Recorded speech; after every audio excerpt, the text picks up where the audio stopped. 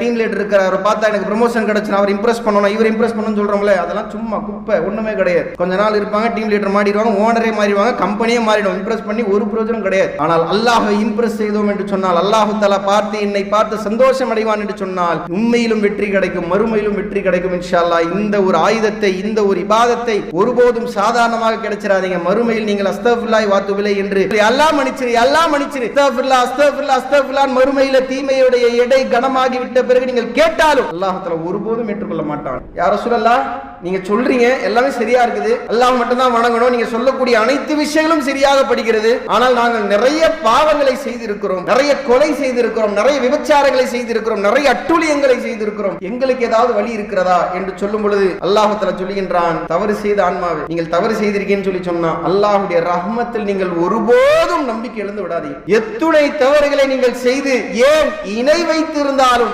அல்லாஹ்விடத்தில் தௌபா செய்து நீங்கள் லா இலாஹ இல்லல்லாஹ் முஹம்மது ரசூலுல்லாஹ் என்று சொன்னால் அல்லாஹ் தஆலா மன்னிக்கிறேன்னு சொல்றாங்க. இணை வைக்கக்கூடிய விஷயத்தையே அல்லாஹ் தஆலா மன்னிக்கிறேன் என்று சொல்லும் பொழுது அல்லாஹ் தஆலா மற்ற அனைத்தையும் மன்னிக்கிறான். அந்த ஸ்டாண்ட் இல்லாமல் நான் மன்னிக்க மாட்டேன் என்று சொல்லிவிட்டால் இந்த மனித சமுதாயம் எங்கே போவோம்? நாளை மஹ்ஷர்ல எங்கே போய் முட்டிக்கொள்வோம்? யாரிடத்தில் போய் தஞ்சம் அடைவோம்? பாவத்தை மன்னிச்சிடுறதானா, அதுக்கப்புறம் வேற எதுவும் கிடையாதா என்பதுதான் நமக்கான ஒரு பார்வையாக இருக்கிறது, பெரும்பாலான மக்களுடைய பார்வையாக இருக்கிறது. எல்லாமே சொல்லிடுவாங்க, இப்படி பண்ணுங்க அப்படி பண்ணுங்க, அல்லாஹ் தஆலா பாவத்தை மன்னிக்கிறேன்றான், அவ்வளவுதானா அப்படின்னு தோணும். ஆனால் இந்த பாவத்தை மன்னிப்பது என்பது, பாவங்கள் அல்லாஹ் நாடி ஒருவேளை மன்னிக்கப்பட்டு விட்டது என்று சொன்னால், அல்லாஹ் தஆலா அந்த துஆவை கபூல் செய்து விட்டான் என்று சொன்னால், அல்லாஹ் தஆலா கொடுக்கக்கூடிய வாக்குறுதியை பட்டியலிட்டோம் என்று சொன்னால் எண்ணி முடியாது. அல்லாஹ் தஆலா அவ்வளவு அதிகமாக சொல்லுகின்றான்.